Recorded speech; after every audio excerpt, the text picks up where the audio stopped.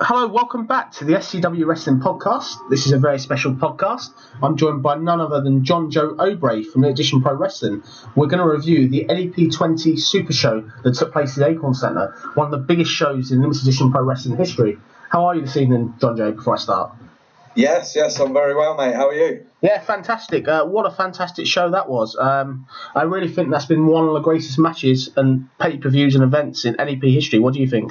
Yeah, it was. I got to admit, it was a fantastic show. When we started out doing the shows, and doing the little tour we did last year, we started at St Anne's Hall, and we had 120, I believe. And we didn't think. We thought, right, well, I don't think we can top that, but we topped it. We topped it at the Acorn Centre, so very proud. Yeah, definitely a defining day. A lot of shocks, a lot of stuff went down. How about we cover the card? Yeah, I think we should. It was it was an interesting night. It was definitely an interesting night. I mean, we started off with Miss Galaxy. That was it, Miss Galaxy UK. Yeah, we started off with her coming out. And then obviously Blake Harrison got involved. So, you were there. I mean, you were there ringside, weren't you, George? Yeah, clearly Miss Galaxy came out. Blake Harrison couldn't help himself. He's getting more and more of an ego as the events go by. Clearly, He had to make an example. He seems to not be able to get on with anybody. He seems to just sort of alienate everybody. Clearly, he ran his mouth one too many when none other than the returning Jason King came out. Jason King, what a fantastic way to sort of start the event, though. Definitely one of the most charismatic, one of the most talented people to open an event, would you say, sort of in terms of the Southwest? Well, yeah, I mean, I agree with you there. It was decent for Jason to come out. I mean, Blake was, he was starting to get a little bit, aggressive. I mean, I was in the ring. I had to, at one point, try and get in between Blake and Miss Galaxy. I didn't really know what was going to happen because you don't really know with Blake. You don't know what's going on inside that head of his, especially, now he's a part of this, this Dead Man's Hand group. He's not the person we used to know, so we don't really know what's going on inside that head. But then, fantastic, Jason comes out. Jason, I'll tell you what, the crowd loved it. They really embraced Jason on his return, so that was really, really nice to see him, everything like that. So, yeah, hero, which set up for a nice little match later on for the Academy Championship. Definitely. I say it got that heated in the ring at one point. You thought the match might have happened there and then. Clearly these two wrestlers hate each other, so you could tell there's so much animosity there as well. I did at one point, George, think I was going to have to ring the bell, and just to say, right, go now. But, Blake, being Blake, Jason steps into the ring, Blake runs. Yeah. Coward. I think clearly Blake, since he's got this new alliance, has got another sort of arrogance on him that he had before. Clearly, before he wasn't particularly a nice person, but now he's even worse than before. Clearly, another key element in this sort of start to the event was Jason agreed for the Miss Galaxy to come out to the ring to him in this match, so she was going to escort him to the ring as well, which I don't know, that was maybe a distraction. Maybe Blake wasn't prepared. I think Blake was hoping it would just be Jason there. Jason would sort of be there without sort of somebody else distracting him, almost, so to speak. Would you say?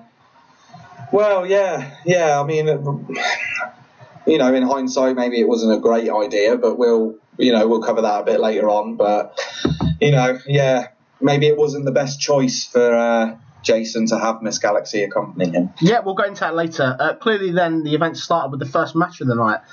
So let's go for it. Let's cover that match. Well, yeah, we had obviously Pretty Marvellous, Danny Walsh, founder of LEP, taking on the Disciple. A guy named Disciple. He's associated with House Nose Academy and also Runcorn Wrestling, I believe it's called. Great match. Great opening match, heavy hitting. It was, it got quite intense at some point, but that was, Disciple wasn't really, I don't think he's all there.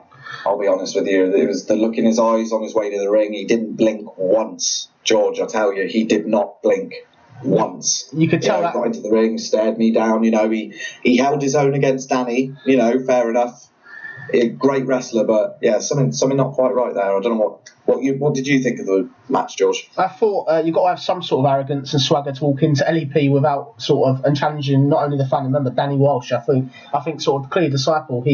He had such momentum in the match. He seemed to have a large part of the offense in the match as well. And I think clearly there wasn't things there. He wasn't there for the crowd. He hates the crowd. Clearly he had some sort of agenda as well. I was really pleased to see Danny come out of the victory though. I really thought at parts Danny was going to lose the match. But no, it was great to see Danny get the win here. And clearly the disciple has gone again back to Al Snow's promotion with a loss, which it's great to see LEP get that victory there. Well, yeah, definitely. Danny hit the pedigree, and it was all over. 1, 2, 3. It was a great match, and it was good to see Danny get the win. But yeah, Disciple, how he held his own. So I recommend anyone listening to this podcast, he's on Facebook, so just type in the Disciple, you'll find him, and yeah, keep up to date because he's definitely one to watch. Yeah, definitely. We then moved on to the second match of the evening. I'll let you go into that. Yeah. Second match of the evening was a triple threat match. Now, to me, this was match of the night. Easily match of the night. It was, excuse my language, balls to the wall, full of action. It was non-stop. And it was Scott Johns, that's British Thug, versus Heartthrob, Lee O'Brien. And the returning Gaz Norks. Now, I've been a big fan of Gaz Norks for ages. He's a great wrestler. I know him outside of the ring. He's a good friend. And it was great to see the reaction he got from the crowd as well. So it was another great return. LEP was full of great returns that night. And like I said, it was just action from start to finish. Yeah, by far, this was one of my favourite matches of the night. I think all three wrestlers complemented each other. A couple of key things that took part in the match. The British Thug, Scott Johns, clearly when he came out, he flipped the bird of the crowd. This guy has got some sort of attitude. He hates people. You can just see it. You can see the anger in him. He hits hard. He's there, obviously, he had the majority of the offense, although I would say Lee O'Brien impressed me as well with a load of high spots. He did a moonsault out to the outside, and he took a load of risks. And Gaz Norks, what an athlete. You can just see the guy is an athlete. At any point, he sort of brought the power. Lee O'Brien brought the whole high flying, and Scott Johns brought the hard hitting. I thought these three really complemented themselves, and it was a fantastic match. Clearly, Scott Johns went over and got the win in the end, which I thought, I think I couldn't really say anything more. I think it was definitely one of my favourite matches of the night. Yeah, match of the night in my mind. 5-star match. It was, and for the second match out, it was, following the first match was going to be a challenge, and they just wiped the floor with it, and the way Scott Johns ended that match, I was there. I wasn't refereeing, but I was backstage. I was looking through the curtain and, keeping an eye on things, and yeah. When Scott Johns hit that sit-out pile driver from the second rope, I thought Lee was done. So I ran to that ring. I checked on him. And, we had to get him backstage, and he's doing good now. Nothing too serious, but yeah, Scott Johns clearly he shows that he is a thug. He does not care about anyone's safety, anyone's health. He doesn't give a damn about anyone but himself. You would say, going into this match, he was almost the underdog because Lee O'Brien and Gaz Norks, despite them double teaming him through various parts of this match, Scott Johns still was able to sort of hard hit and get that victory. All importantly, I thought that was a massive win for Scott Johns, and I think clearly he could go on to sort of potentially bigger things probably. Yeah, definitely. He's up there. He's a main event star in my mind in LEP, and yeah, he proved that. Like you said, he was quite a lot of the time during that match, which anyone would do. I would do, but anyone of the boys in the back. If you've got Scott Johns in the ring in a triple threat, you team up with the other guy, and you take Scott Johns out. And yeah, he had it all against him, but in the end, he showed that he can be violent, that he is a thug, and great match, great win. I think the clear thing as well, the last thing I say about it, the thing with the British Thug Scott Johns is there's points when you never knew where he would even go and attack the crowd. That guy is that crazy that I think anybody that's got that guy in a match next better watch out. Yeah, I agree with that, George. Definitely. We then had the LEP World Champion, Luke Phoenix, come out. He was going to come out to cut basically a speech regarding his so far successful title defence, but he didn't even make it to the ring. He was attacked by a rather aggressive Grayson Reeves. I've never seen such an aggressive side from Grayson Reeves. What do you reckon happened there? I don't know. I mean, I've known Grayson a long time now. He was at LEP before me. I started, I think, maybe 4 or 5 months later. So I've known him for the last year and a half, 2 years now. And I definitely saw something else. I saw something in him. There was a fire there, and I'm like you said, he was very aggressive. He beat down Luke Phoenix. Luke was just coming out for an interview, but like you said, couldn't make it to the ring. Grayson rolls him into the ring while shouting abuse at him, and picked him up for the a new move of his. His finisher is usually the pedigree, but no, we saw something different. Angel wings, I think that's what it's called. I'm not sure. He might have called it something else, but devastating move at one point. I think Luke was out. He was out at one point. I had to, it was a scary time, and shows what lengths Grayson will go to for that heavyweight title. Yeah, clearly Grayson, after his massive win against Dave Fury to get that number 1 contendership match, he tried to take the advantage. I think it's clever to a certain degree. I think it's quite clever to get that advantage. And there's parts after that we thought maybe Luke Phoenix couldn't come back, but we'll discuss that match later. We then moved into the LEP Academy title match, which was the defending champion, the reject Blake Harrison, against Jason Kim with Miss Galaxy UK, Selena Wolf. What were your thoughts on the match? Well, I refereed that match, and great match. Jason, he's been away for 5 months, but he hasn't been away from wrestling. And he brought his A game that night. He really did. There were parts I thought, hold on a minute, we could have Jason King as champion again. No more Blake Harrison.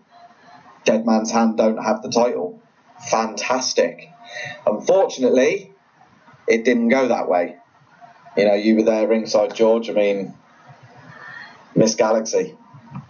Yeah, I think looking at this though, I've got to say, I don't like to say this, it hurts me to say it, and it pains me to say it, that Blake Harrison once again managed to pick up a victory. That's his second event now, where with this belt where he's defended the title, and he hasn't had to have the help of Dead Man's Hand to get the title, which I think clearly Blake Harrison is improving. He's getting better and better show by show, and the way that the match ended, it's controversial. I think personally Jason Kidd probably should have won the match, but clearly Jason Kidd did the right thing. Miss Galaxy got involved, Jason got distracted, and Blake then picked up the win. You could say that it's questionable, you could say it was lucky, but I think it's just unfortunate Jason didn't get the win. Clearly Jason's coming off a fantastic victory against the up-and-coming Draven at the previous show. I thought these two had a really fantastic match. It's just a shame really the result wasn't the way personally for me. Well, yeah, definitely. I mean, I agree with what you say. Yeah, Blake, he has improved, but of course Jason would have won. It's a no-brainer. You can see what Jason can do, what he's doing around South Devon and all that kind of thing in the Southwest, and he's at UPW and PWA, and we're going to be at the returning CPW. He's at LEP. He's all over the place. He is all over the place, I'm telling you. And he's got better and better, and he would have won that match, but unfortunately,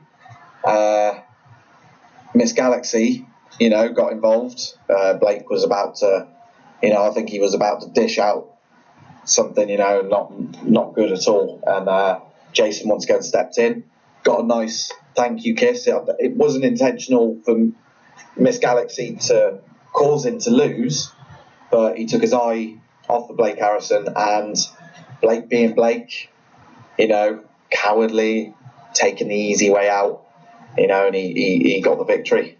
Yeah, let's look at the facts though. Blake Harrison, he won the belt by a fluke. He only won it because he had help from Dead Man's Hand. I think that's pretty clear that he should have lost probably that match to Vinny Clay previously. And then his last match against Luke, his last match against Sidney James, he somehow got the win there, which he won fair. I'd say he won the match fair. But I think if Jason would have been more ruthless in this match, I think we'd have a new Academy champion. I have to say that.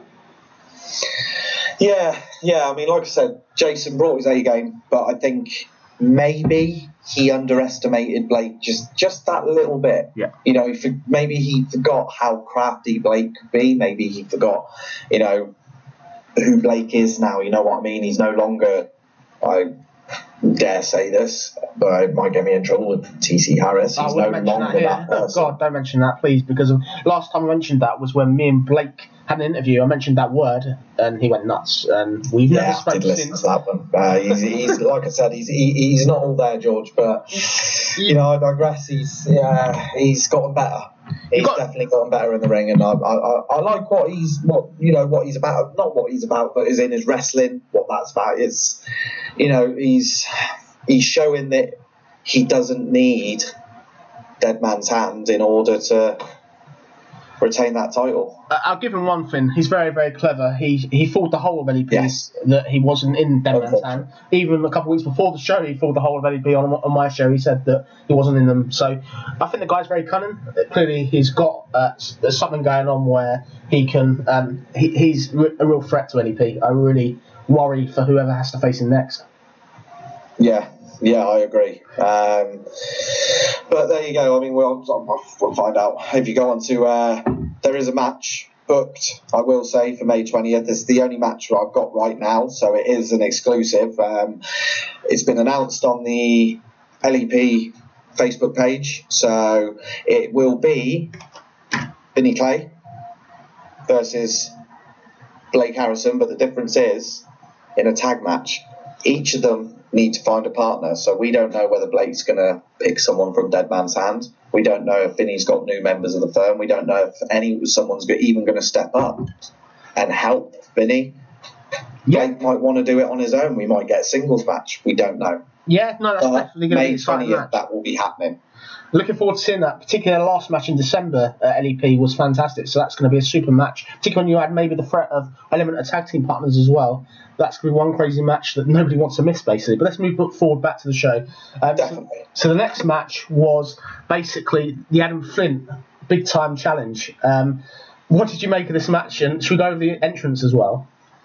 Well, yeah. I mean, I was as shocked as anyone else, to be honest with you. I mean, we knew about the Big Time Challenge. We knew it could be anyone in that locker room. So Adam Flint comes out, you know, he stood in the ring. He's like, come on, who is it? Who is it?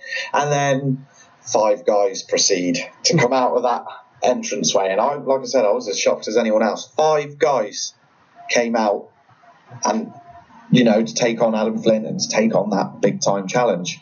And it was an interesting group of people. I mean, we had Sidney James. We mentioned him at from the last show. Matt Fox. We had Craig Kirkham, Shane Palmer, and who was the other one? De Niro Maunder as well. Yes, that was it. De Niro. Yes, definitely. And great group of wrestlers. I thought it was a great match overall. I will be honest, a bit hazy, because for me in the ring, it was very fast-paced. I will say that. They were dropping like flies at one point, thanks to Adam Flint's new finisher, and there's that devastating punk kick. He seemed to eliminate a lot of people. He seemed to be able to have the momentum, and clearly a couple of props in this match. I do have to say that the fantastic Matt Fox from Al Snow's Academy, he was fantastic to watch, and I think this match was exciting. You never knew who was going to win it, but there was a shock winner in this, actually. I shouldn't say it's a shock, but I was very surprised. Shane Palmer picked up the victory. He defeated Adam Flint in his own match, and this is not the first win for Shane Palmer recently. Shane Palmer seems to be on a massive win streak. I think clearly he's in great form at the moment, I have to say. The kid's on fire, definitely. You know, he's always down at training. He trains hard. You know, he's so dedicated and so passionate that he's got such a career ahead of him. And yeah, like you said, he's on a roll. I think this is maybe his third. Yeah, third match in a row that he's won. Yes, it is. It is third match in a row that he's won, and yeah, great showing from Shane Last all the way until the end. You know, Adam was eliminating him left, right, and centre. So I'll be honest, I thought this is it. You know, when it was left down to Palmer and Flint, my money was on Flint, but I was wrong. I think we were all wrong. Let's move on then to the next match. So this was one of my personal favourite matches. I was really looking forward to seeing this match. You had not only Vinny Clay from the firm and Jago returning. We hadn't seen Jago for months at that point. They were facing the international superstar Hebe. No one knew much about him, and Johnny Sicko. As I said, Johnny Sicko, oh God, he scares me sometimes. I think he's a bit weird. But this was potentially could have been a classic if something didn't happen. What were your thoughts on the match and what happened? Well, you know, unfortunately I wasn't out there refereeing. Again, I was at the curtain watching backstage, so I managed to get, you know, watch everything that was going on, and yeah, I got to admit, we were all shocked backstage. You know, the sound guys, you know, the guys in the locker room, they all came, you know, to the entrance area behind the curtain. No one could see us, but we could see everything that was going on, and yeah, we were a bit shaken by it. It was really silent backstage, and we've never really experienced anything like that. You know, we thought, great tag match. You know, I don't want to take away from the match itself just because of what happened, which I'm going to go into in a minute. But yeah, it was a great match. You know, international superstar Heavy. I don't know much about him, I'll be honest, or Heavy, I don't know how you pronounce it, but yeah, I don't know much about him, but from what I saw, he's a really good wrestler. Yeah, let's just put it like this. I think Johnny Sicko and Heavy, there seems to be a bit of a language barrier. I didn't think they got on very well. I think that was maybe part of the problem in that tag match just a second ago. I thought that Hebe, he certainly hit hard. You could see he had that strong style, and Johnny Sicko's always a threat. What we'll do before we go into what happened in the match and how it transpired, let's just give a bit of background. So, as I said earlier, Jago hadn't been seen for months, and as we know, Vinny Clay unfortunately has been terrorised by this dead man's hand since it's been going. He's clearly been outnumbered numerous times, and at the last show he said that Jago's returning. You're thinking that finally the fight's going to be on, and clearly the match is going. That music hits. They don't come out from the entranceway again. They come through the building. They push the security out of the way. Security tried to stop them. They pushed them out of the way, and you're thinking, you can hear Vinny Clay, confidence in Vinny Clay's voice. Johnny Sicko and Hebe, he looked at it and thought, I can't bother this isn't our fight, let's get out of there.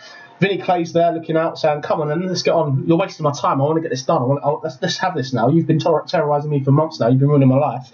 And he's there with confidence because he's got Jago behind him.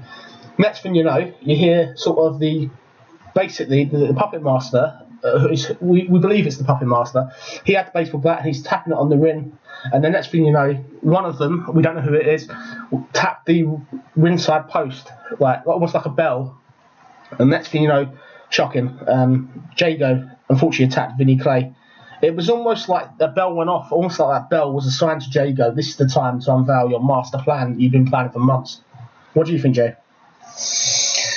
Yeah, it was a bit, I don't know, it was very disturbing, I will say that. I was watching from the curtain, and when they, you know, came back round to the front and you just saw the puppet master staring at Vinny, you know, and like you said, I believe it's the puppet master. We can never be sure. We don't know who the puppet master is. You know, all we know is he wears a gold mask and carries the baseball bat, but he pointed that directly at Vinny. You know, and we thought, you know, here we go again, they're going to storm the ring, and then the bat moved. It just seemed to move to the left, and then all of a sudden, boom, you know, Jago, he destroys Vinny, and that, like I said, that was the point. We just fell silent. You know, a couple of us felt a little bit sick. We didn't really know what the hell was going on. You know, we were just so shocked. It was unbelievable, and we could hear out. The crowd just fell silent. There was nothing. You could hear a pin drop. Everyone was just jaws wide open, shocked. I think clearly, I don't like to say this publicly, but it's a master plan from Dead Man's Ad. I don't like to say that, but the way this was executed, the way that they operated this, they fooled everybody, and it's shocking if they're able to turn a best friend and a brother and a godfather to someone's kids against them. What are they capable? These guys are ruthless. I really think LEP could be in big trouble unless something's done soon. Yeah. I mean, we've tried, up in the security. We've tried a lot of things to keep. Every show we'll say before every show while the ring's being set up, a team will go. They will go and scout the building. They will go check all the nooks and crannies, because I remember Salt Ash, and I just remember this photo coming up the next day, and it was from a boiler, and it was in like a boiler room, and we think they must have been in the building. So now every show we check, and we can never ever find them, but for some reason they keep turning up. We don't know what they want with us. We don't know if they've just got something against Vinny or whether it's something against us.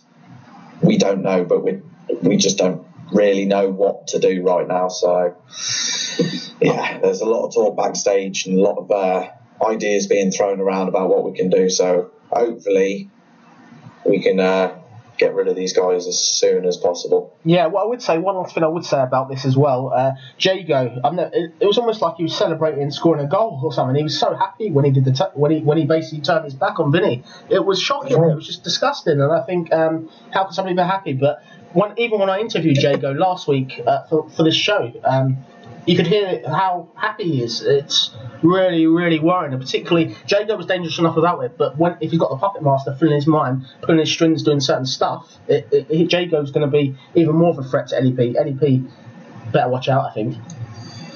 Yeah, definitely. I mean, I don't really know what we can do. Me and Danny and a few of the guys out the back, we're trying to come up with something. We think we might have something. We think we might have what we just don't know. We just don't know for sure, but we've just got to see what happens next. That's all I can say, really. Yeah, no problem. We then moved on to our main event, which was Luke the Dragon Phoenix defending his LEP Heavyweight Championship against Grayson Reeves. Clearly, Luke was injured beforehand, so there was a real chance Grayson would have the advantage this match. What did you think of the match? I thought it was a really good match. Yeah, top quality match. Definitely main event worthy. It was, action from start to finish. Again, it could have easily beaten the triple threat if not joined it in the top matches of the night. Luke decided to exact some revenge and get some revenge on Grayson, so he decided while Grayson was coming to the ring to attack him the exact same way Grayson did to him earlier on in the night. Rolled in the ring, I rang the bell, straight away, boom, and it was just action. It was so heated. But yeah, again, great match. We saw Grayson go for, I will try and name, I think it's Angel Wings. I really don't know, but yeah, absolutely amazing. So Luke, walking away with the title, retaining his title, still LEP Heavyweight Champion. I don't think it's the end of Luke and Grayson. I really don't. No, fair comment. I think Luke, another successful title defence. The big question I put out there is, can anybody stop Luke Dragon Phoenix? Since he's won this belt, he seems pretty unstoppable, but Grayson Reeves maybe might be the man one day to do that. Well, yeah, Luke Phoenix, phenomenal talent. Obviously, he's been around a long time. He took a break, but he returned. He came to LEP first, which is absolutely fantastic. He started. Well, he likes to say he was, shaking off the ring rust and all that. There was no ring rust there. He just came straight back down and he was like, boom, boom, boom. It was amazing to see. Then he won his LEP heavyweight title, and then as soon as he won that title, that was it. Twitter blew up for him and Facebook, and he was getting messages. And now he faced Marty Scurll a few months ago. He's all over England. 4FW is another place you can catch him, up north, and down here at PWA and LEP Super Shows. You probably won't find him at an academy show, but you will definitely see Luke Dragon Phoenix at the Super Shows. Like I say, phenomenal talent, world-class talent, and he is our LEP heavyweight champion. Yeah, definitely. What a fantastic wrestler. Do you have anything else you want to add about the show before we sort of wrap this up this evening? I'll be honest, you know, we weren't expecting as many people. You know, I'm going like away from the kind of wrestling side of talking now. This is from me, you know, and I know all the guys will agree with me out the back, but thank you to everyone who turned up that night. You know, we were expecting 60, 70 people, 127, maybe 130 showed up to support us, to watch us, to get involved, and it was an amazing afternoon of wrestling. It really, the guys out the back were pumped, you know, when we could, you know, we all thought, right, we're getting changed and all that, right? You know, and obviously me being referee, everyone goes, oh, you know, John Joe, go and see how it's doing. So put me head through the curtain. I'm like, yeah, filling up nicely, second time.